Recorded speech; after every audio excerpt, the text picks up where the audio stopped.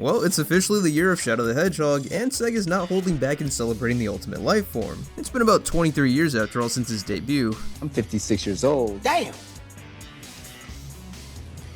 I'm sorry. So maybe a little refresher's in order. Making his start in Sonic Adventure 2 for the Dreamcast, Shadow makes his first on-screen appearance after being released from confinement by Dr. Eggman. After getting wind of a top-secret military weapon being hidden away from the general public, Eggman decides that this ultimate weapon now belongs to him, as he proceeds to storm the base by force. We learn that this weapon is actually Shadow the Hedgehog, whom had been locked away for 50 years. As repayment for his freedom, Shadow offers to help Dr. Eggman fulfill his goals of world domination, and tells him to meet him on the Space Colony Ark. Oh, and make sure to bring lots of Chaos Emeralds. But what did you mean when you said you will grant me a wish? Bring more Chaos Emeralds.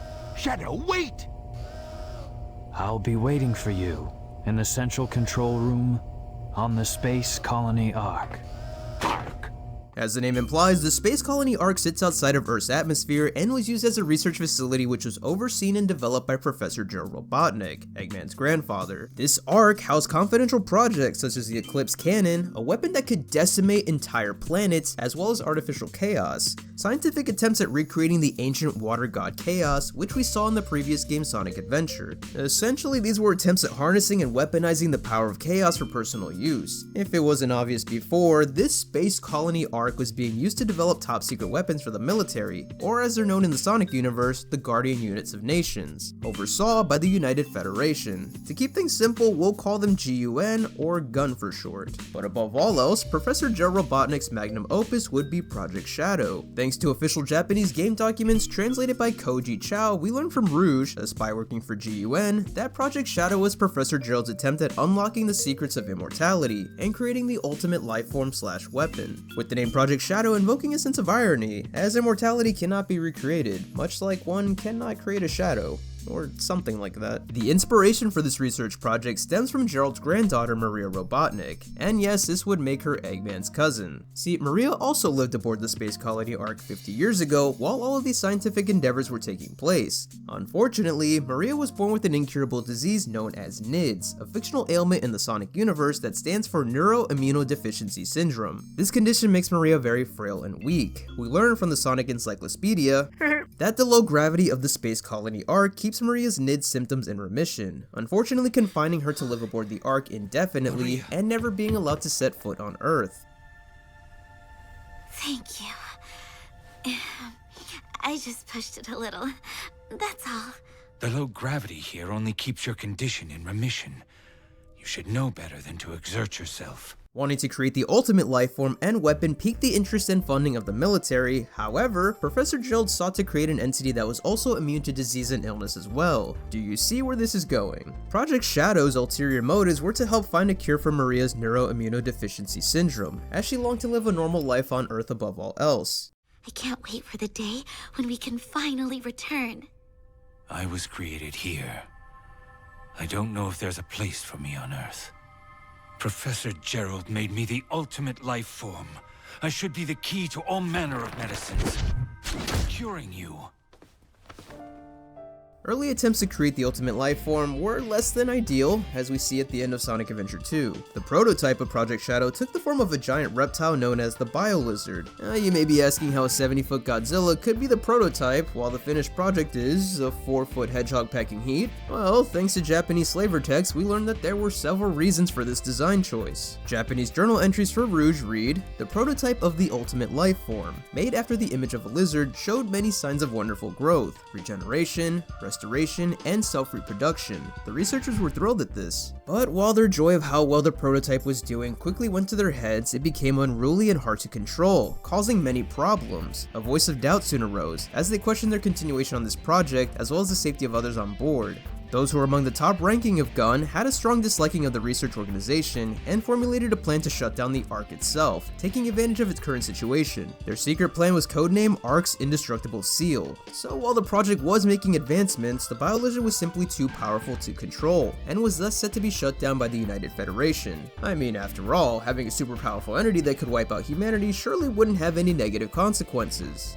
right? While efforts were being made to raid the Ark and put an end to Project Shadow, a new ultimate lifeform was created, with a more desirable form. This new lifeform was independent, highly intelligent, and immortal. This would be the Shadow that we've all come to know and love. Shadow would also grow to develop a strong bond with Maria during his short time on the Ark, lamenting in their shared desire to visit Earth one day. However, these shared dreams would end prematurely as Gunn raided the research facility with intentions of terminating all who were associated with Project Shadow, with plans to place the blame on Professor Gerald. The goal was to concoct a story detailing how a biohazard wiped out a majority of researchers aboard the Ark, thus leading to the facility to be abandoned and shut down. After all, there's no one that can snitch about your top secret government experiments if there's no one alive to spill the beans. Unfortunately, one of those casualties would be Maria Robotnik, who tried to commandeer one of the Ark's escape pods along with Shadow the Hedgehog. Sadly, Maria would succumb to the military raid, but managed to allow Shadow to make his escape, although he would be detained and locked away for 50 years shortly after making his way back onto Earth. Fast forward to the present, Eggman frees Shadow, who immediately robs the Federal Reserve of their Chaos Emerald, because remember, he wants to help the doctor who freed him, and they need all the Chaos Emeralds to make their plan a reality. When word gets out that a super fast hedgehog is attacking the military, the media assumes it to be Sonic the Hedgehog. We also learn that Shadow has severe amnesia after being confined for several decades, with his only memory being related to Maria's death. Shadow remembers making a promise to her before her passing, vowing to take revenge on humanity for what they did to the inhabitants of the space colony Ark and Maria 50 years prior. I still remember what I promised you.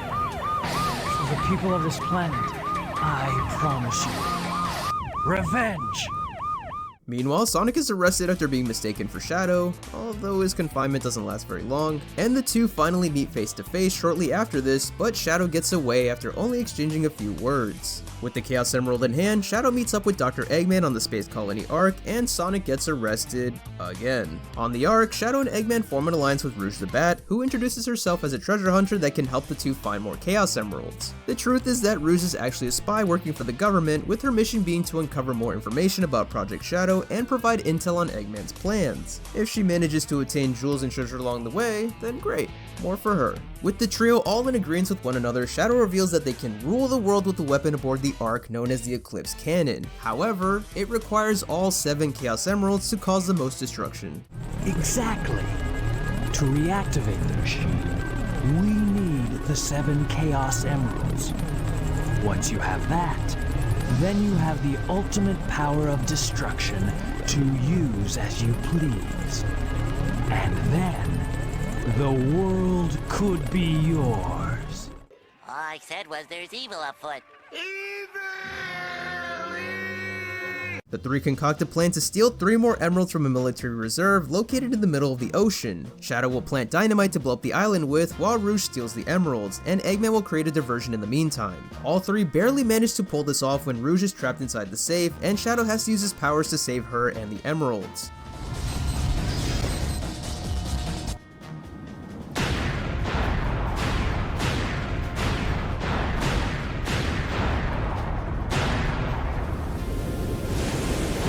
Once enough Chaos Emeralds had been collected, Dr. Eggman demonstrates the power of the Eclipse Cannon by blowing up the moon, giving the Earth 24 hours until full annihilation. While all of this is happening, Rouge managed to access Eggman's secret files and uncover more information about Project Shadow, uncovering that there was in fact a prototype of the ultimate lifeform that was hidden away. As the countdown begins to near its last hour, Sonic and friends find their way onto the space colony Ark for one final confrontation with Eggman. Amy unfortunately gets kidnapped and held hostage for the 3rd time already, with her ransom being the final Chaos Emerald needed to power the Eclipse Cannon. Tails comes up with a plan to give Eggman a fake emerald, which will sabotage the Eclipse Cannon, not only freeing Amy, but saving everyone on Earth. However, Eggman doesn't fall for this, and ends up capturing Sonic and launching him into orbit. During this final confrontation, Rouge plans to take all the Chaos Emeralds for herself and leave the Ark, but is confronted by Shadow. She then questions him about his real identity, as research files on Project Shadow show an entirely different creature, wondering how there could be 2 ultimate life forms. This exchange is interrupted when Sonic attempts to reach the center of the Ark to sabotage Eggman's plans after surviving the explosion from earlier. And no matter what story the player chooses, Eggman succeeds in powering the Eclipse Cannon at the end. Upon placing the final emerald into its slot, a detonation sequence initiates. A PA system echoes throughout the Ark, signifying that the facility is set to collide with Earth. This failsafe was programmed by Professor Gerald Robotnik as a final act of vengeance. For taking the life of his granddaughter, Professor Gerald sabotaged his own invention to backfire when fully powered up. destroying all aboard the Ark as well as every living being it collides with. A final message begins to play, in which a detained Gerald reveals his master plan, detailing how the loss of Maria drove him to the point of insanity. Everyone aboard then comes up with a plan to stop the Ark from crashing by using the Master Emerald. According to Eggman, the power of the Emerald shifted the Ark in such a way that it set a crash collision to occur, with the Master Emerald being the only way to nullify the power of the Chaos Emeralds. However, at the core of the Ark, the original Project Shadow, the Bio Lizard, still exists and is guarding the emeralds. Sonic and Knuckles are about to use the Master Emerald to stop the Ark, but they're unable to get close enough to use it. Meanwhile, Amy pleads with Shadow to help everyone save the Earth. This triggers Shadow's memory where he's finally able to recall his true promise to Maria. In her dying breath, she didn't want Shadow to act in vengeance, but to allow everyone on Earth to be happy and live peacefully just as she had always longed for. Kind of a big fuck up, but hey, we'll forgive Shadow just this once. Even the ultimate life form can make a mistake here and there, I guess. After coming to his senses, Shadow goes toe-to-toe with the Bio Lizard, asserting dominance as the real ultimate life form, allowing Knuckles to use the Master Emerald to nullify the power of the Chaos Emeralds. However, before this can happen, the Bio Lizard uses the power of the Emeralds to fuse itself with the Space Colony Ark, making it impossible to change its trajectory at this point. Sonic and Shadow use the emeralds in a last-ditch effort and transform to defeat the Bio Lizard. Together, they're able to use a super powerful Chaos Control, an ability that allows one to manipulate space and time and teleport. The two are able to transport the entire Space Colony Ark a safe distance away, saving the entire planet from doomsday. Unfortunately, Shadow used all of his energy during this super Chaos Control and is unable to make his way back onto the Space Colony Ark, plummeting to Earth and to his death. Everyone then hails Shadow as a hero, with his final act being a selfless deed of heroism in honor of Maria. Until the next game, Sonic Heroes. Yes, Shadow comes back in the very next game. However, the plot is way more watered down this time. Dr. Eggman once again plans to take over the world, with 12 different characters somehow tangled up in this mess of a story. But don't worry, because half of them don't really matter. Sonic wants to stop Eggman, with Tails and Knuckles following along because they're his pals, I guess. Duh. Amy wants to find Sonic, duh. And she has Cream and Big tagging along as well. Cream has lost one of her Chow, and Big lost the frog again. Which really makes me feel like this is a one-sided relationship at this point. Team Chaotix, a group of goofballs, are a detective agency that take on a job from a mysterious stranger to help pay their rent. Gotta keep the lights on somehow, I suppose. Why do you think we're here? How else are we gonna make the rent? Let's go! Team Dark is the most plot-heavy, and related to Shadow, of course. Rouge infiltrates Eggman's base, believing there to be a top-secret treasure inside. What she finds is an incubation tube of sorts, containing a sleeping Shadow, and a dormant robot that immediately begins firing at Rouge and Shadow. We learn that this robot is E123 Omega, who wants revenge on Eggman for sealing him away. And Shadow, well, can't remember anything. Again. All three join forces with a common goal in mind. Find Eggman to steal his treasure, find Eggman to get revenge, and find Eggman to get answers. Why Shadow just doesn't ask Rouge, or Sonic for that matter, about his past, we never get an answer. I guess it would make for a very short game if that were the case. Over time, we begin to learn that Dr. Eggman isn't really the one pulling the strings throughout everyone's adventure, but Metal Sonic, who has been luring Sonic and friends along and capturing all their data in an attempt to become a perfect being and surpass Sonic in power and abilities. At the end of Team Dark's story, we see that the heart of Eggman's fleet houses a seemingly endless sea of Shadow clones. Rouge, disheartened at the lack of treasure, is shocked at what she finds, and discusses her discovery with Omega, who reassures Rouge that, logically, the original must exist somewhere, thus leaving the story on a cliffhanger. Until the next game, Shadow the Hedgehog. After the events of Sonic Heroes, Shadow ventures out on his own, still haunted by gruesome memories of Maria's death. I guess being locked away in cryostasis will do that to a guy, because this is exactly what happened in SA2. Even though at the end of Sonic Adventure 2 he got his memories back, we somehow lost them again. Shadow is snapped back to reality when a nearby city is abruptly met with several explosions. Because, suddenly aliens. Yes, we're dead serious. Shadow the Hedgehog is met with an alien invasion. Even more ridiculous, he comes face to face with their leader, Black Doom, who tells Shadow that he knows everything about his past and will tell him everything he wishes to know in exchange for all 7 Chaos Emeralds. Shadow says, like it or not, I have to believe him. Because surely this extraterrestrial named Black Doom has good intentions and the aliens flipping cars and taking human lives are just a silly prank. We once again search for the Chaos Emeralds to hold up our end of the deal, and hopefully find out if this Hedgehog is the real Shadow and uncover more about his past. You're given the option as to whether or not you want to align with the aliens or Sonic and friends. However, none of it really matters as there's only one true ending in this game. It is worth noting though, that there are several characters that Shadow meets, all of whom play their own role in the story. Eggman, of course, wants to rule the world, and has his own sort of beef with the aliens moving in on his turf. Black Doom, of course, wants the Chaos Emeralds and the power that comes with them. Sonic and friends all want to help the world by fighting off the aliens and procuring the Chaos Emeralds first. And there's a new party this time, Gun. Yeah, remember them from SA2, the ones that arrested Sonic and tried to run him over with a giant truck? They're back, and they're also fighting the aliens this time. Leading the militia is the commander of Gun, whom is never given a name, but apparently was aboard the Ark 50 years ago when it was raided and shut down. We learned that the commander was actually very close friends with Maria, and witnessed the military attack that day, very similar to Shadow the Hedgehog. Now, while you would think that Shadow and the commander would have some sort of trauma bond regarding this whole ordeal, for some reason it is quite the opposite. The commander places blame for what happened to Maria on Shadow, as it is his very existence that caused the Ark to get raided in the first place. Playing the dark path of Shadow the Hedgehog reveals that the commander actually believes Shadow himself is what caused the destruction of the space colony Ark, and is the one who took the lives of everyone on board, which we know to be false. This doesn't explain why you would become the very head of the military that ended the life of your best friend, but I guess that's a story Sega will have to share another day.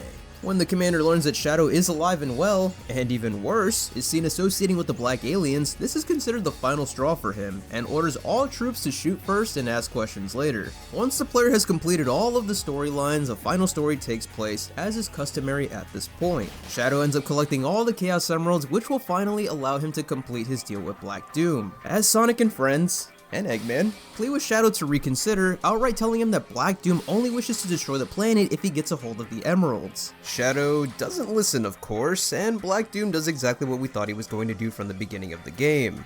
Evil and malicious deeds. By using the power of the Chaos Emeralds, Black Doom is finally able to teleport the Black Comet onto Earth. This comet passes by Earth once every 50 years and is the catalyst needed for the alien invasion to fully take place. Once the comet is teleported to the Earth via Chaos Control, it begins to secure itself to the planet, releasing a paralyzing gas all over the place. The Black Comet's speed wasn't fast enough to break the Earth's atmosphere and attach itself to the Earth, so the power of the Emeralds was needed to teleport the comet onto the surface and initiate Black Doom's plans. This paralyzing gas would be used to control and enslave the humans on Earth, as the aliens plan to use them as a source of food and labor. Black Doom declares that the humans are not fit to govern themselves, and that the aliens will bring about a sense of order for everyone on Earth.